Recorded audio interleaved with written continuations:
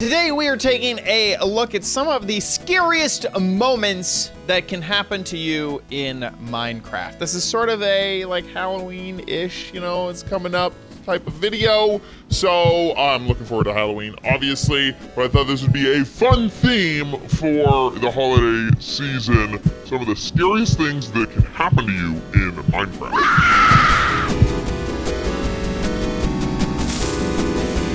So here we are inside of Minecraft, and the first super scary, heart-pounding, your stomach goes into your throat sort of situation is enderpearling over to a cliff and then just catching the edge instead of actually enderpearling to where you want to be. The other terrifying thing from up here would be jumping and then really hoping, I wasn't actually supposed to die. And getting all your stuff back. It's pretty spooky, right? Let's try that again. Jumping from a very high point and then barely, gosh darn it. Third time's a charm, right?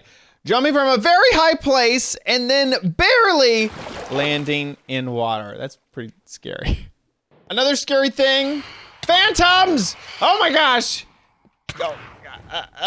Oh man, they're not super easy to kill if they're just flying around. They're much easier to kill once they're kind of doing their death dive at you. Then they kind of line up and attack, and like right here, gotcha. Those guys over there, they're ignoring me. Oh my gosh.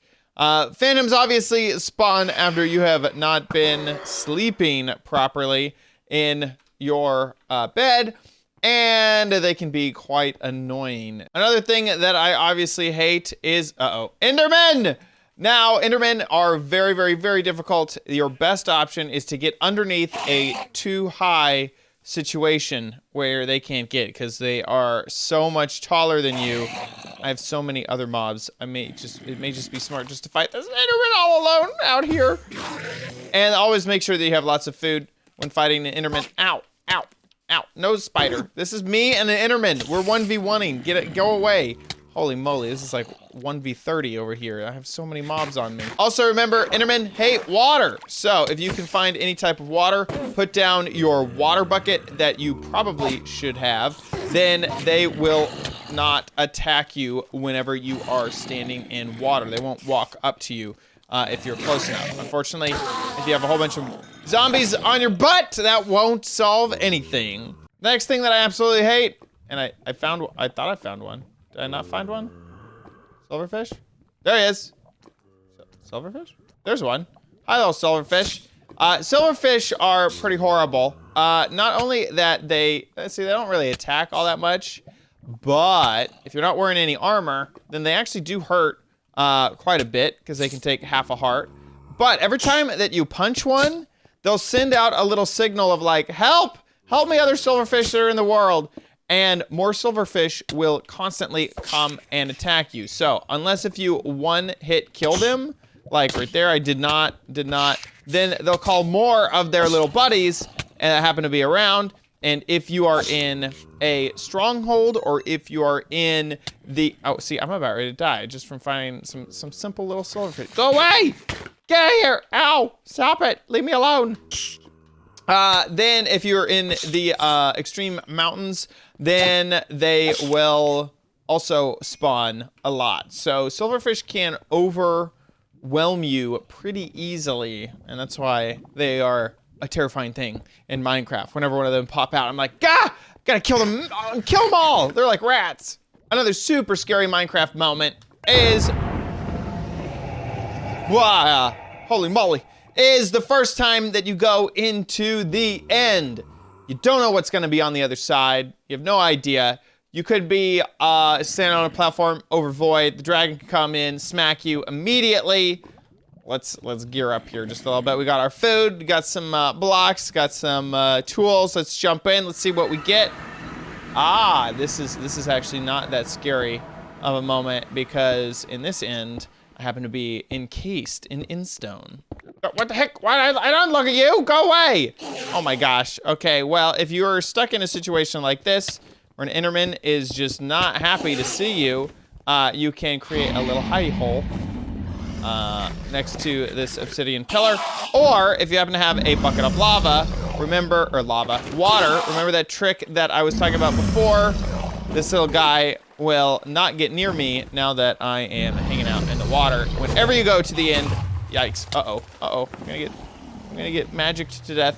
Whenever you go to the end, it's good to have a bucket of water for not only the Enderman, but if the dragon sends you up flying into the air, well, you'll have some way to land safe and sound back on the ground. Let me just kill this guy real fast. Get wrecked! Another scary moment, I hate this stuff, is going up here and destroying the caged beacons. This is the best way I have found to do this, is to already bring a few ender pearls with you.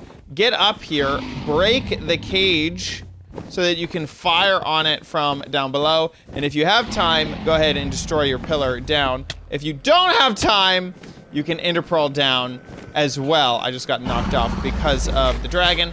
Then when you're on the ground, use your bow and arrow and fire through that hole that you made, destroying the cage. That way you won't take any damage. I hate pillaring up there. That is super duper scary. Hate it. After you're done with the dragon and have opened up an end portal, then crawling through it is simple enough. But every time you teleport through, you're always going to be like standing on an edge of something. And most likely it's going to be like the edge right on void.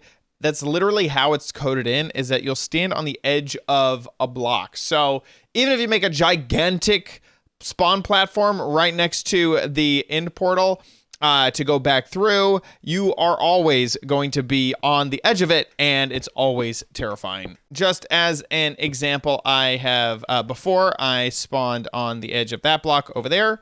We are going to go back through this portal, and back on the other side, we're gonna go through another time, and you'll see that I'm standing on the edge of the new platform that I just created. Not standing right next to the portal, which you might assume, but no, way over here on the edge. So it's always terrifying to spawn in on one of these. Don't worry though, you will be safe. Another super scary moment, which you always have to do in the beginning of your end expedition journey to find your first pair of elytra, is bridge over the void.